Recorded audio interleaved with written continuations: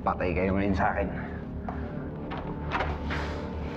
Alam niyo, pinahirapan niyo ako. Ang tagal kong hindi naglaro ng tagu-taguan. Pero ngayon, lahat kayo payak.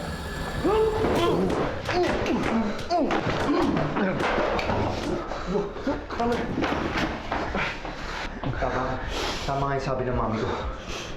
Na one day, ililigtas ng mga libro ang buhay ko. Sira! Ang ibig sabihin ng mami mo, mag-aral ka! Okay na lang. Ikaw, Miggy, okay ka lang?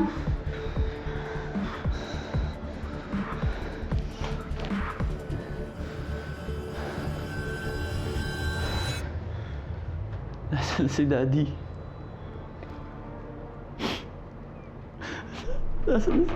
Saan kaya nila dinala yung Daddy ko?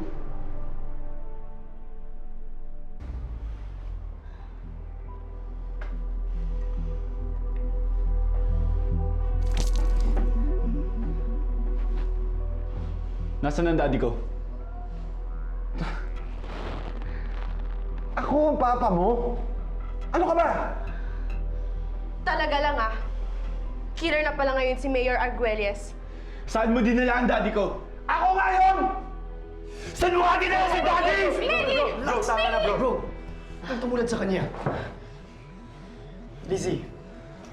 Susubukan ko ulit tawagin si Inspector Cruz. Baka sakaling maniwala na sa atin ngayon. Oo, tumawag ka na! Bro, tara. Dalhin niyo nga to! Bilisan niyo. Guys.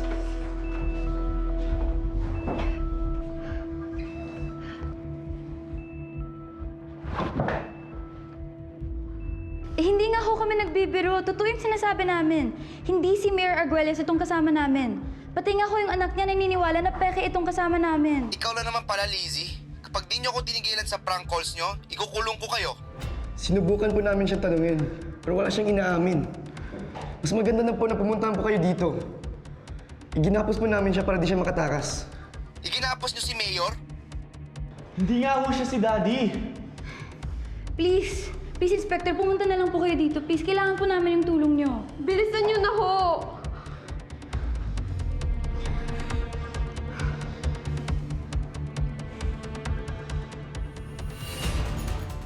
Yan po yung baril niya.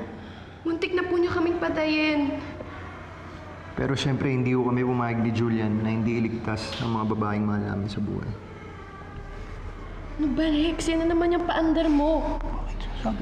Doon sa Inspector, doon po namin siya ginapos. Miggy, tara.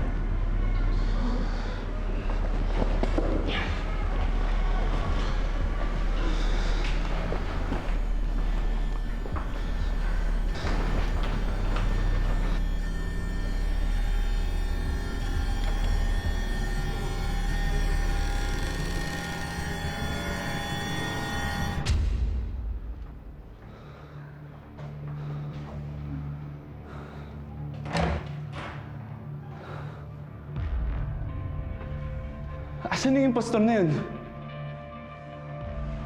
Dito lang kayo sa likod ko. Baka di pa lumalabas yun eh. Miggy! Miggy, tara.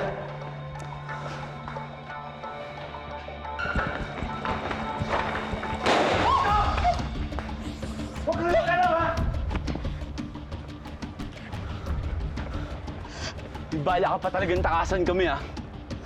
Nasaan si Daddy? Saan niyo sila dinala? Bakit ikaw ang bumalik dito? Umamin ka! Saan mo dinala si Daddy? Teka lang!